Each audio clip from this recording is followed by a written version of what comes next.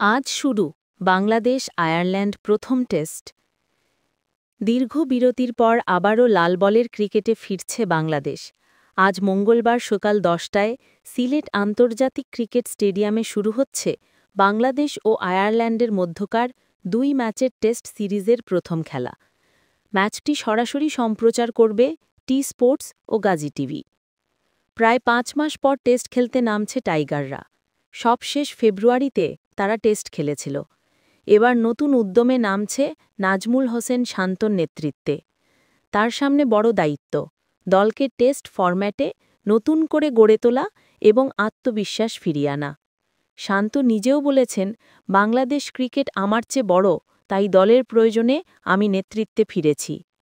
এই ম্যাচ দিয়েই মুশফিকুর রহিম পা রাখছেন তার কেরিয়ারের ৯৯তম টেস্টে। সামনে অপেক্ষা ১০০তম টেস্টের ঐতিহাসিক মাইলফলক। অভিজ্ঞতার দিক থেকেই তিনিই দলের বড় ভরসা। ব্যাটিংয়ে থাকছেন মমিনুল হক, লিটন দাস, সাদমান ইসলাম ও মাহমুদুল হাসান জয়। বোলিংয়ে স্পিন আক্রমণের দায়িত্ব থাকছে তাইজুল ইসলাম ও মেহেদী হাসান মিরাজের কাঁধে। তাইজুল মাত্র ৯ উইকেট দূরে সাকিব আল হাসানের টেস্টের সর্বোচ্চ উইকেটের রেকর্ড ছোঁয়ার।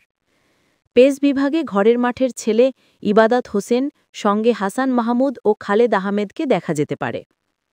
অন্যদিকে আয়ারল্যান্ডও অনেকদিন পর টেস্ট খেলতে নামছে। তাদের দলে 4 জন নবগত: কেড কারমাইকেল, স্টিফেন ডোহেনি, জর্ডেন নীল ও লিয়াম ম্যাকার্থি। অধিনায়ক অ্যান্ডি বালবার্নির নেতৃত্বে অভিজ্ঞ পল স্টার্লিং, হ্যারি টেক্টর ও অলরাউন্ডার অ্যান্ডি ম্যাকব্রিনি দলের প্রধান ভরসা। আয়ারল্যান্ডের অধিনায়ক বলেছেন, বাংলাদেশের বিপক্ষে খেলা সবসময় বড় চ্যালেঞ্জ, কারণ তারা নিয়মিত বিশ্ব টেস্ট চ্যাম্পিয়নশিপে অংশ নেয়। সিলেটের উইকেট ঐতিহ্যগতভাবে ব্যাটসম্যানদের জন্য কঠিন, কিন্তু স্পিনারদের জন্য স্বর্গ। প্রথম ইনিংসে গড়ে ২৬৬ রান সাধারণত ম্যাচ জয়ের জন্য যথেষ্ট। আবহাওয়া থাকবে রোদলা, বিকেলে হালকা ঠান্ডা হাওয়া বইবে, যা বোলারদের সহায়ক হতে পারে।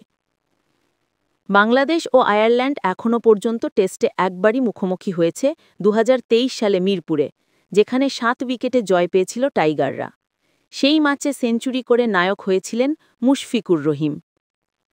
সব মিলিয়ে সিলেটে আজ থেকে শুরু হচ্ছে বাংলাদেশের টেস্ট যাত্রার নতুন অধ্যায়। জয় দিয়ে সিরিজ শুরু করে আত্মবিশ্বাস ফিরে পাওয়াই এখন টাইগারদের প্রধান লক্ষ্য।